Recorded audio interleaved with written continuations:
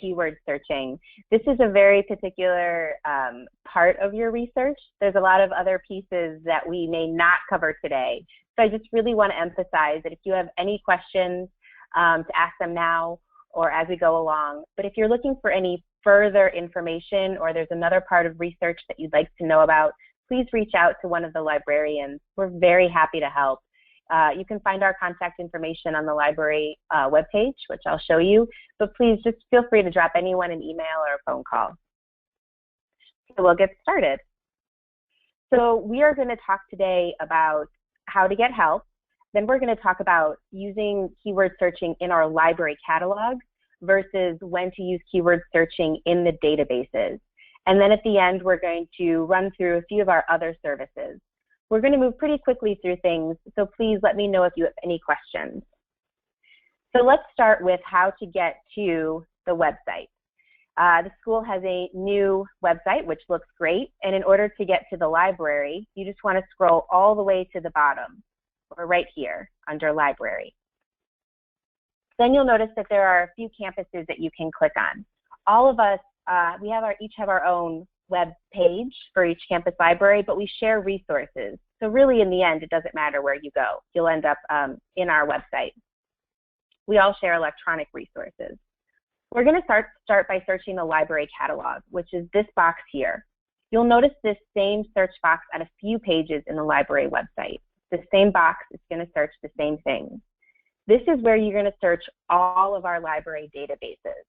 For those of you who have been around for a while, you may have seen the website and the library search box look a little bit different. This is new, it's about a year old, and it's easier because it will search all of the databases with the exception of dissertations. So you can just have this one-shot box to put in.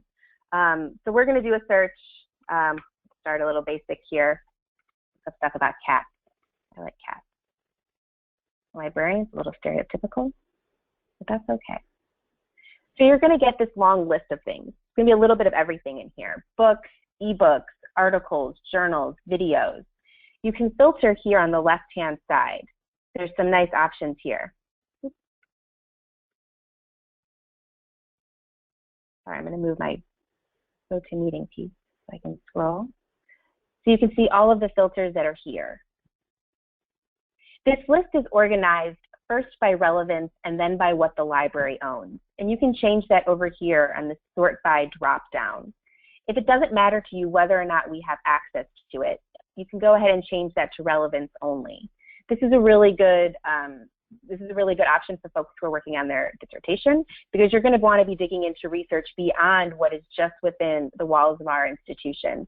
There's lots of data out there, and we can help you get it. We have a very robust interlibrary loan program, and you can get things that we don't have immediate access to by clicking on the title of something, and then you can request it through ILLiad. Our interlibrary loan program is completely free to you. If you've never used it before, you would hit first-time users, but otherwise you would just put in your username and password and log on, and the form would be filled out. Then you would just hit submit request, and off it goes. Online students can request articles and book chapters because these are electronically delivered. When they arrive, you get an email, and then you log in and you go to electronically received articles. I don't have any right now, but you would have a PDF waiting for you here if you had requested something. It doesn't last forever in this system, but it's a PDF. You can just save it to your computer and have it for as long as you like. If you are near a campus, you can request print books in order to pick up. You can just work with a librarian if that's something that you're interested in. Now, something that I want to point out is in the title, you will notice that there are some subjects. These are things to help you think. These are words that are used to describe what this book is about. This is something that either the author, the publisher, or the librarian who has created this record has tagged this article with, this book with. And you can find them here on the right-hand side, or you can scroll down and find them at the bottom. You'll also notice that this system has an option where users can tag things. So you can always click on these and see what other people have put in these lists or other ways that people are talking about this. These are also all hyperlinked, so if you click on them, they'll take you to a new search about cats. you can see that the difference is it's got this categorization up here, which means subject term. A subject term is different than a keyword in the sense that other people have decided what a subject term is. These are, there's often long lists that librarians choose from, and then they tag a book with a few of them so that we're all know we're talking about the same thing. A keyword is something that you're going to create a list of. It's just vocabulary words that you're then going to put into a search box in order to bring a results list back. Does that make sense to everyone? Does anyone have any questions about any of this piece? Actually, one audience member, Lena, she's asking, who do we contact if we can't log into Iliad? And I asked her what happens when you try to log in to Iliad with your Chicago school credentials. So, Lena, well, let me ask you, Gillian, do you have to sign up for that? I'm sorry. Exactly. If you've never used Iliad before, you do have to click on that first time users. Let me show you how to do that.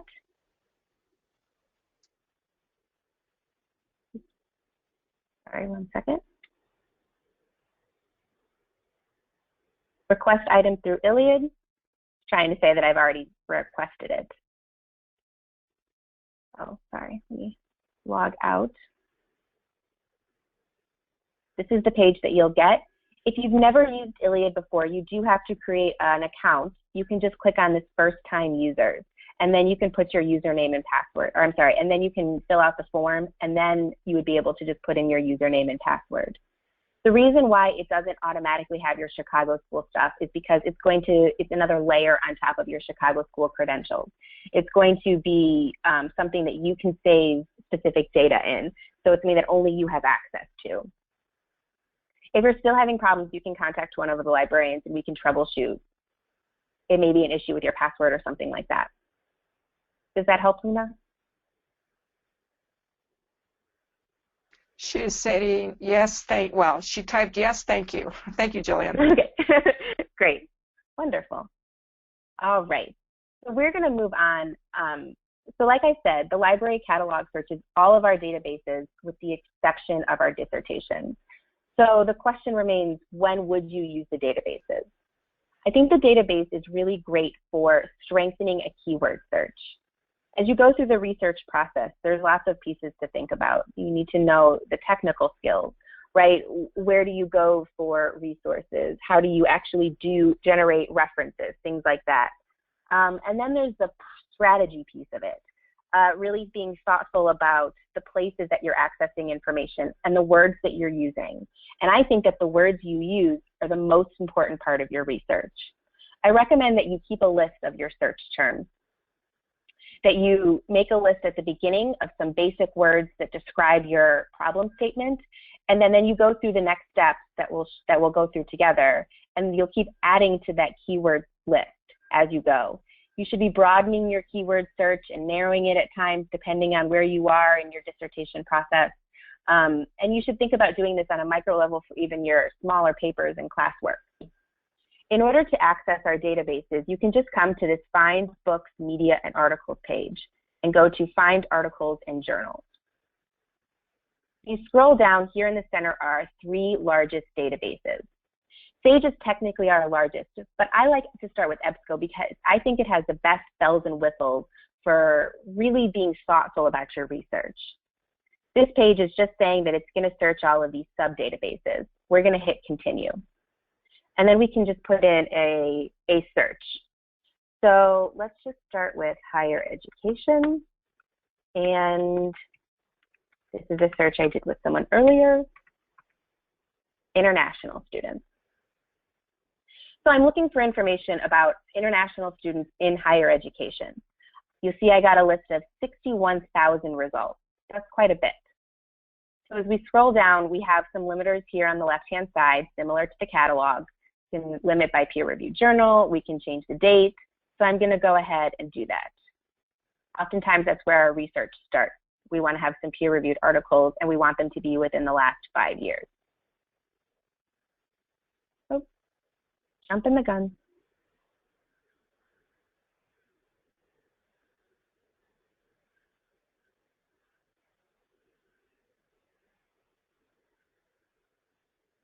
All right, so we're down to 14,000. That's still too many.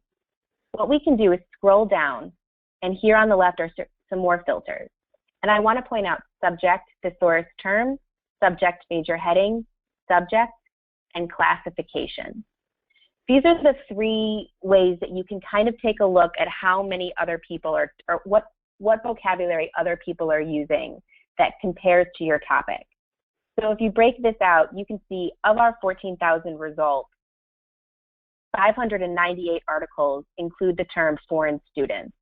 314 are about college students. If you hit that show more button, you can see the whole list. And you can go through here and narrow it down to what's most specific to you.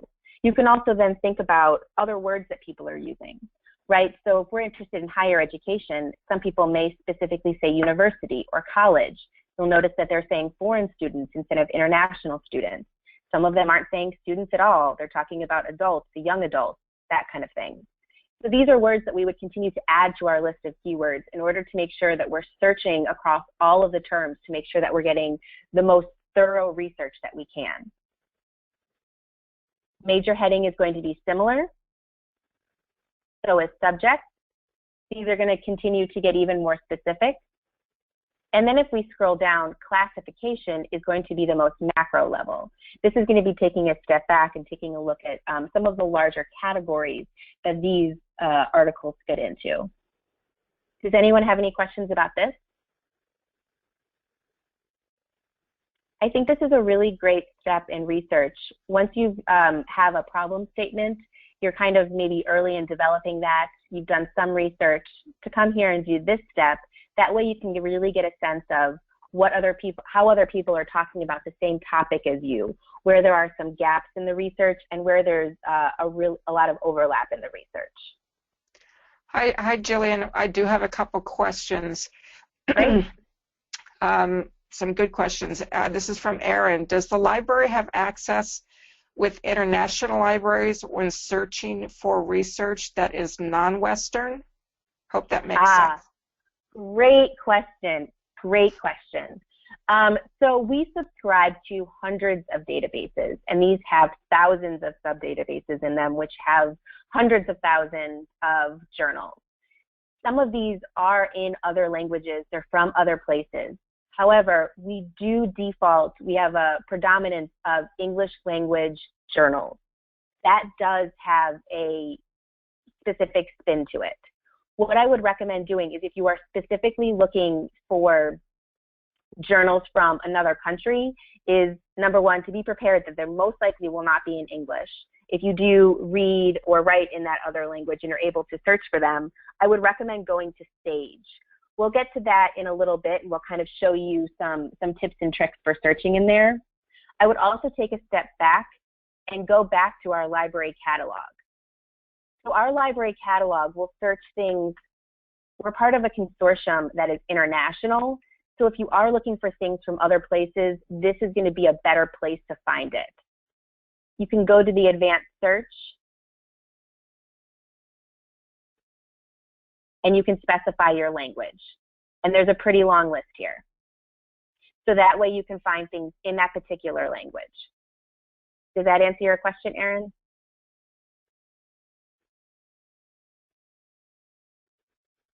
Hopefully. Yes, thank you. Perfect. Well, did you have another question, Paula? Yes, I'm just asking for clarification from Jean on her question. So once I receive that, I'll share the question with you. Okay. And I'm going to go ahead and show you something else in EPSCO. In this results list, there's another place that you can find subject terms, and it's right here in the article itself.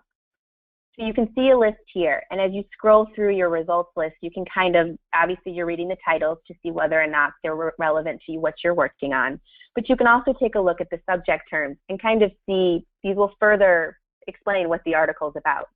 Then, if you click on them, here they are listed. They're called descriptors here. Sometimes they're called subject terms, and they're all hyperlinked. So if you click on them, they will take you to a new search. And again, then you can scroll down and you can use They don't always have it because it's already a specific search. I was going to say you can use the subject terms. They only have one kind here, but you can still use this to continue to refine your subject word searching. Any questions about that? Nope. Great. I'm going to take this moment to show you another one of our other services that we provide because it's embedded in all of our databases. But in EPSCO, what you can do is we provide access to a citation management software. This is something that is completely free to you, and it's a way to stay organized with your research. In general, in school, you're going to generate a lot of information, and keeping yourself organized is a really important step. And this is one way. You can click on something, click on a title, and if you look for the export button, it's going to default to direct export to RefWorks. This is the citation management software that the school provides. Oh, let me log out so that I was in it earlier. So it jumped me right in. But what you would normally get is this screen. Just like Iliad, if you've never used it before, you want to sign up for a new account. Again, it's totally free to you. I have used it before, so let me log in. And then I'm going to get this screen. Oh, because I went back, my import failed. But what would happen is the article that I had just imported, I can either take a look at that log and I can go straight to that article, the citation of it, or I can take a look at this list where it would have been added. These are all the things that I've imported into RefWorks over time. I can put them in folders to kind of keep myself organized. Maybe I don't have time to read something, but I want to remember it, so I can go ahead and put it in this folder. And then what it's really great at is after you've got a bunch of things in here, you can select them, click Create Bibliography. Yes, I want it in APA, and it will automatically generate your bibliography for you. Obviously, you need to double check it. I see some issues right off the bat here. But I think it's still easier to double check a list like this as opposed to having to create it from scratch each and every time I'm doing a paper. Something to note about RefWorks is that this does not actually have the article itself in it. You would still have to go back to the databases, but it's the citation and you can make notes on it and again, put it in folders. And so it's just one step in keeping yourself organized as you start to generate a lot of data. Any questions about this piece? None yet. Great. Another way to use RefWorks is instead of putting things in individually, you can put things in this folder by clicking on the blue folder with the plus sign.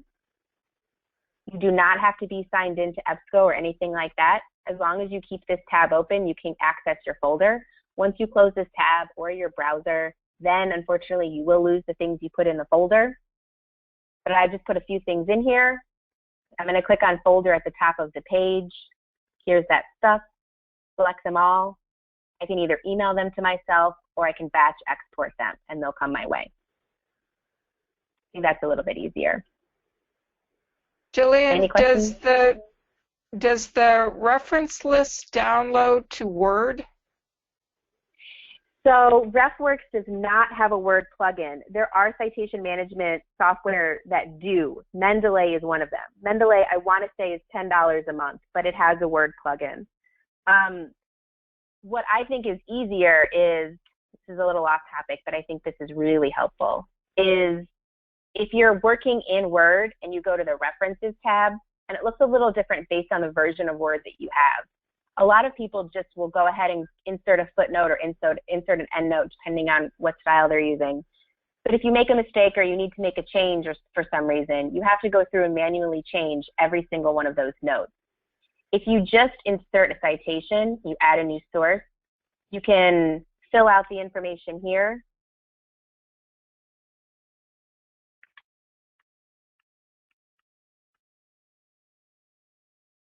It will give you an in-text citation. It will also add it to a list. So at the end, all you have to do is hit bibliography or references or works cited, depending on what you're working in. And it will generate your bibliography for you. this is going to be specific to the paper, so you won't have it in rough work. So if you need to do it in something else, you know, if you want to use something in a different paper, you'll have to copy and paste and things like that, but it is another option. Any questions on that? Nope. Just to follow up to that, even if you're using download of a reference, please be sure to check for proper APA formatting, because downloads are not always accurate. Thanks. Yes, very, very true. This is a very good point. Always want to make sure that you're double checking. Great. So if there's no questions on EPSCO, we're going to move into the other databases. I think EPSCO is the easiest one to use, but the others have advantages as well. We're going to take a look at ProQuest.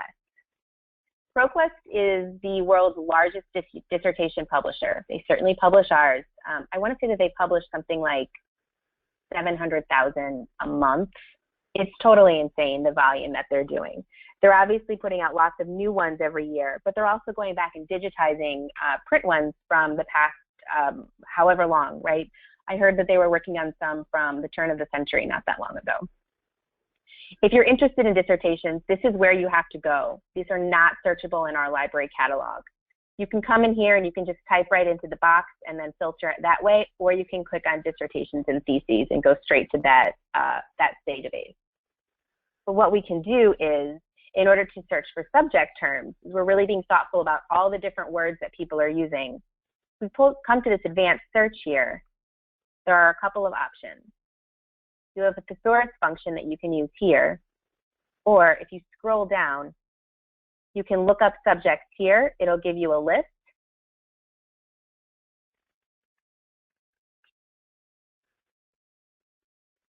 There's lots of options here. You can see all the different words that people are using in conjunction with psychology. So let's say that I'm interested in adolescent psychology. I can click on a few of these subject terms here.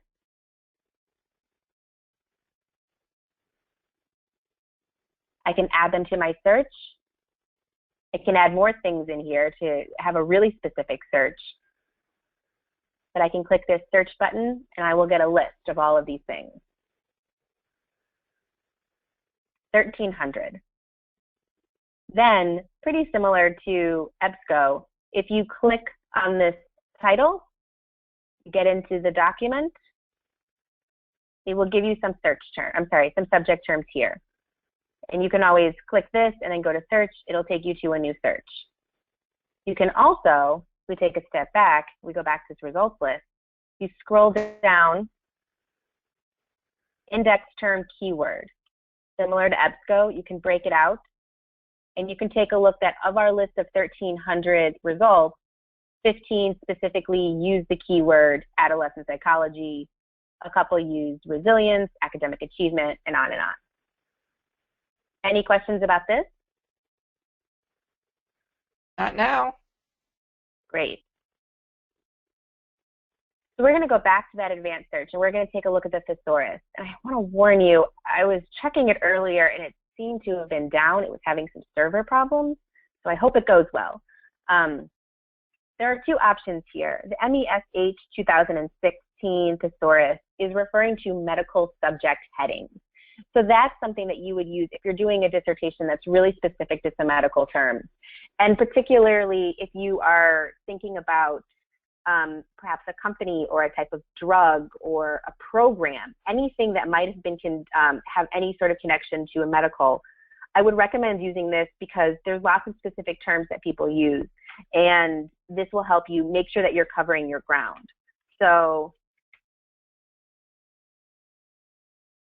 psychology, you can see there's a whole list of things, and if you click on that, this is the part where it was having me problems earlier.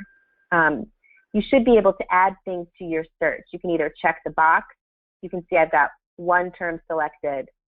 You can check another thing. I've got two terms selected. You can add them to your search. Great, there it is. It's working. And then you can search, and it will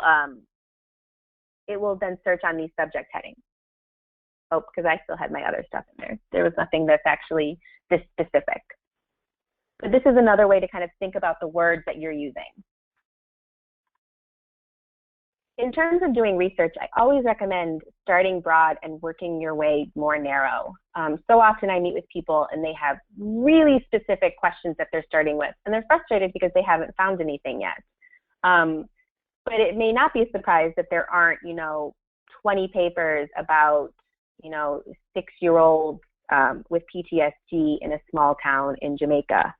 You might need to take a step back and first talk about first do some searching on children with PTSD, and then children in Jamaica, and then PTSD in Jamaica, and that kind of thing. And then using that, continue to narrow your search. And again, thinking about the words that other people are using is very important.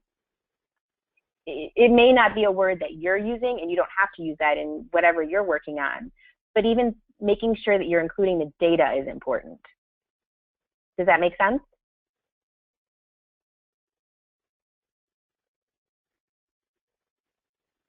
No questions? Yes, thank you. Great. So let's take a look at our third major database, Sage. So Sage is one of the largest publishers in the world. It's certainly our largest database. It doesn't have as many bells and whistles as EPS Co and ProQuest does. So this is why I sometimes hesitate to jump into it. But what it's really good at is if you're really great with your search terms, then this is where it can be a huge advantage to you. So there are a couple things that I want to point out.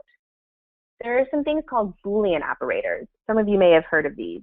There are ways to filter your search in your keywords. So we were doing a search on higher education. What we can do is put this in quotations, and it will search it as a phrase, versus if we did not have any quotations, then it would have searched either the word higher or education, which meant that we would have gotten some results that weren't really relevant to what we were looking for. We can also capitalize the words and, or, not, and use those as filters. So I'm going to go ahead and include the word and then international students.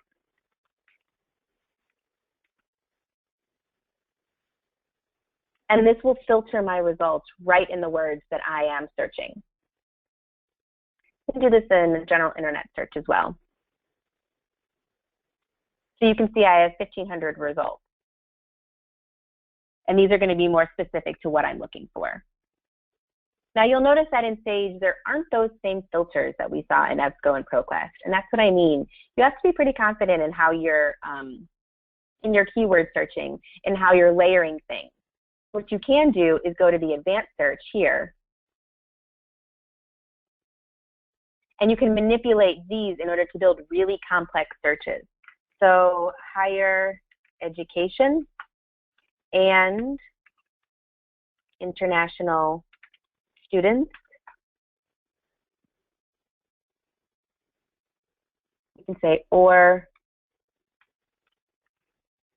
global students, not male. Say we were just interested in females. We can go ahead and do a search that way and get a pretty good range. Great. So we still have about 1,500. That's pretty good. Any questions about this piece? Yes, I do have a question. Can you save searches? You can. What you can do is, in pretty much all of the databases, there is this functionality. You just have to look for it. So what you can go in here in Sage, it's over here on the right-hand side. It says save as an alert. And then essentially what you're doing is you do have to, that's right, you have to sign in for all of the databases in order to do this. You would just go to, click here, not yet registered. I actually don't have a Sage account, but I do have an EPS Co one, so I can show you what that looks like.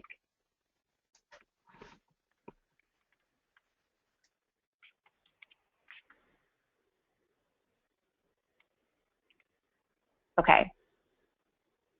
So here, you remember that we did the search in EPS Co. What I can do is go to share, There's lots of things I can do. I can add things to this folder and whatnot, but here's where the email alert is.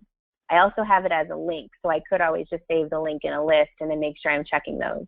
But if I create the email alert, what that's going to do is whenever there is new data that is being published that fits within this search parameter, I'll get an email, which means that I can do all of my research now, and then in 6 months or a year when I need to do a refresh, I don't have to go back and conduct everything from scratch.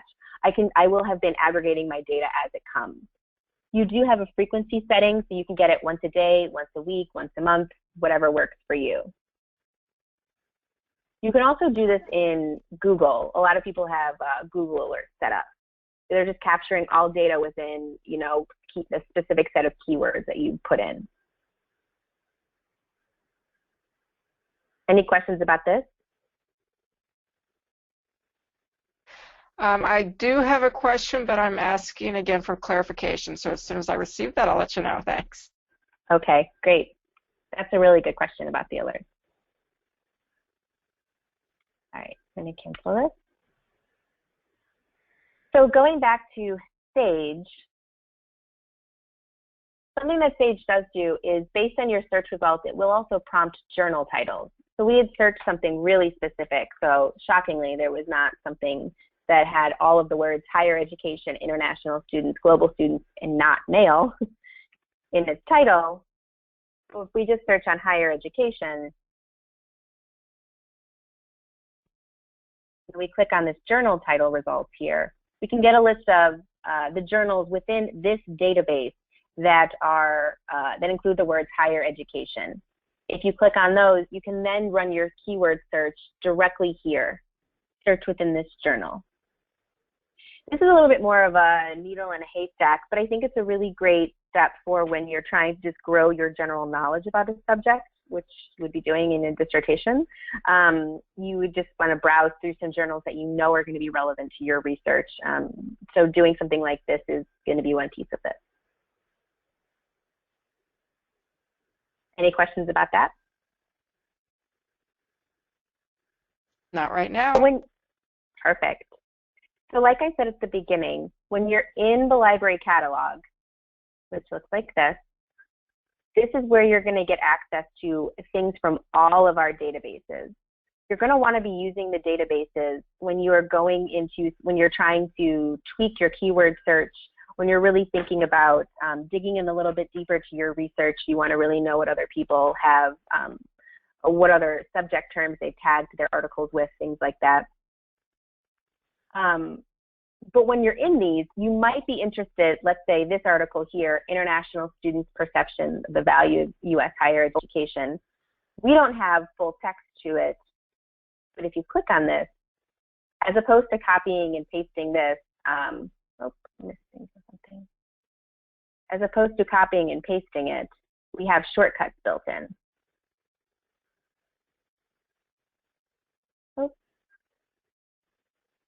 Something's wrong here.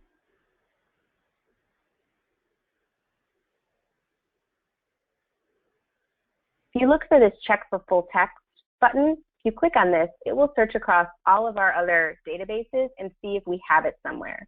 And this page is a little confusing, I admit that. We're working on it. But what you're going to be looking for is something like this. So this is saying, sorry, no holdings were found for this journal. So we don't have full text to this immediately at your fingertips. What you can do is go to this log on to ILLiad page and submit a request for it and have it electronically delivered to you. Does that make sense? Yes, thank you. Great.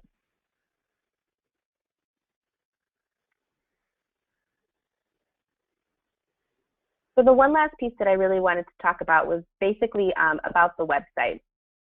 We have a lot of things built into our website. On this, you go to the Find Books, Media, and Articles tab, and then you go down to the Find Articles and Journals. That's where you can find our 3 biggest databases that we had talked about, as well as another link to ILLiad, as well as a journal title search. So if you are interested in a specific journal title, this is where you can go. We also have some other resources. If you go to any of the campus pages, you can find topic-specific guides as well as department-specific guides. These can be really helpful if you're thinking about whatever department that you're in. You can click on their guide and get some resources there, including hints on subject terms. If you go to the HowToI page, you can also find lots of tips and tricks for kind of similar to what we just talked about here, but about continuing your research. I just want to recommend that if you're ever feeling frustrated, check out this page. But again, you should always feel comfortable contacting a librarian. Any of the campus pages are going to have contact data here, emails and phone numbers. So if you, and this is me, should always feel free to reach out. We can either work over email, we can schedule a phone call, or we can do a go-to-meeting where we can share screens and do a search that is specific to the project that you're working on. So great. Any questions about any of that? Not right now. Perfect. Well, that is actually all that I have, unless anyone has any other general questions that I'd be happy to answer.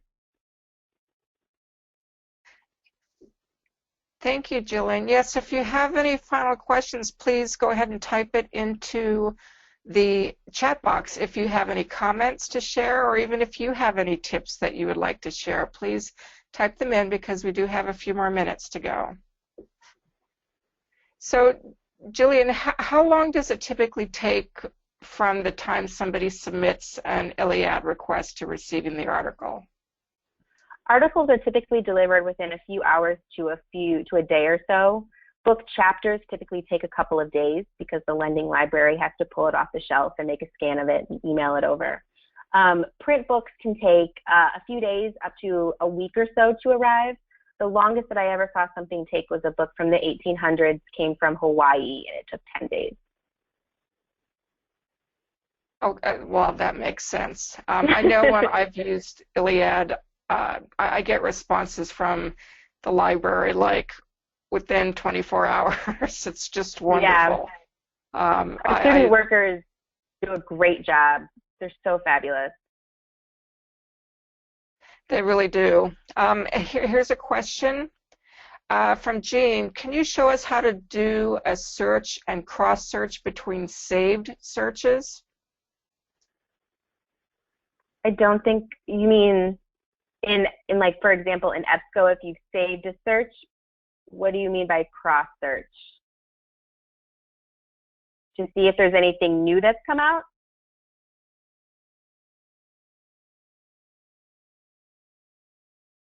Jean, if you would clarify, that would be helpful. Between the two saved searches. So if you, and correct me if I'm wrong, Jean, if you have a saved search in one database and then another saved search in another database, can those cross? Well, if you think about it, you're going to have a list of keywords that you're going to be searching, and then you're going to be doing all of those combinations in either the library catalog. If you're really confident about your keyword search, you don't need any help refining that. You can just do it in the library catalog and just do all of your searching there. If you're not so confident with your keyword searching, that's when you're going to want to go into the databases. Each database is going to be subscribing to different journals. That's why it's helpful to use the subject prompts in each of those separately. But again, you're going to get the same results as if you're just searching in the library catalog. So if you're really confident, you've got all these saved searches, you can just copy and paste those and create those searches in the library catalog and get everything there. Or if you're interested in searching combination of saved searches in the databases, EPSCO does this the best. Sage does not do this very well, and ProQuest is, I think, a little convoluted. But you'll notice that I just clicked on search history, and here are all these kinds of search results that I've done. I can select a few of them, search with and, search with or, and then I can further refine my search that way. Is that what you're asking? I have a resounding yes from Jean in the chat box. Great. And yet again, perfect. We get a lot of questions about why we have a library catalog and then why we have the databases. We have a library catalog that operates a lot like Google, so it's a really great first step. Or if you know what you're looking for, it's where you should be. However, it just doesn't have all of these fancy bells and whistles like EBSCO does. So as opposed to just plodding along and guessing what words you should be putting into the box, if you're not getting really relevant results, go into the databases, use these subject filters, and see what words other people are using. And then that will help you refine your actual search words. And then you can go back to the library catalog and search across all of the databases, with the exception of dissertations where you have to go directly to ProQuest. Great, thank you, Jillian. We do have a couple more questions from Aaron. Great. This is a very interesting question. If you're an online student and need a book, can we go to the closest campus library if we order it through ILLiad? Yep, it depends on what close is. You know, if you live in Tennessee, I would not categorize Chicago as close. And I'm saying that based on experience. Some people think that that's what it means. We're borrowing these books from other libraries, so we just want to be very sure that they're going to be returned, you know, pretty much on time, and so that we can return them on time. If you're actually close and it's not a problem for you to get there, absolutely. You can create an ILLiad account and you can request print books, not a problem. If you are an online student and don't live near a campus, but you still need print books, whether they're for your classes or for your dissertation, you'll notice that I just filtered this list to be only print books. And I'm going to change, well, I guess it doesn't matter.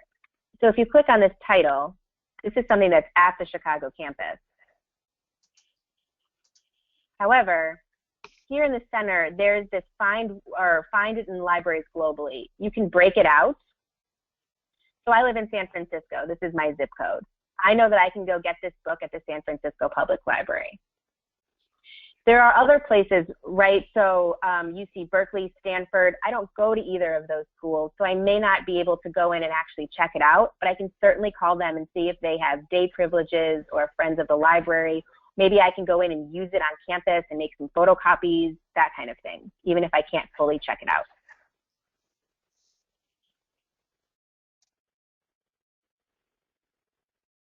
Hopefully, does that answer your question?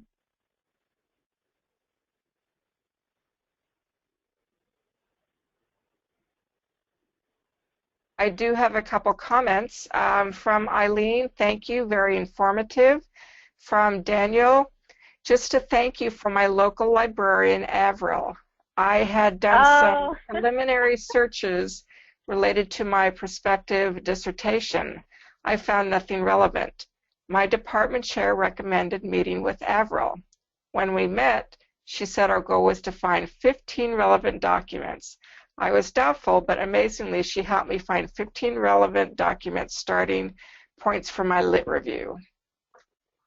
Awesome. I learn from Avril every time I talk to her, so I'm not surprised to hear that. She is such a great resource.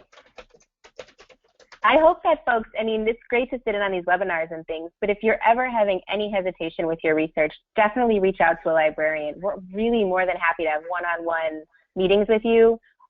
In my meetings, I always try to send people away with relevant documents as well. 15 is great, though. I don't normally get, we normally don't do that many, so I'm super impressed with Avril. I need to up my game, I think. We have a thank you, great answers from Aaron, and thank you from Sharon, first semester MFT student in LA. Well, welcome. That's great, Sharon. That's great. Any other questions or comments? Well, one thing I found interesting, Gillian, is when I've used this search your local library, and as odd as it sounds, a lot of them were found in my local Oroville library. Yeah. It gives you an appreciation for your local library, doesn't it?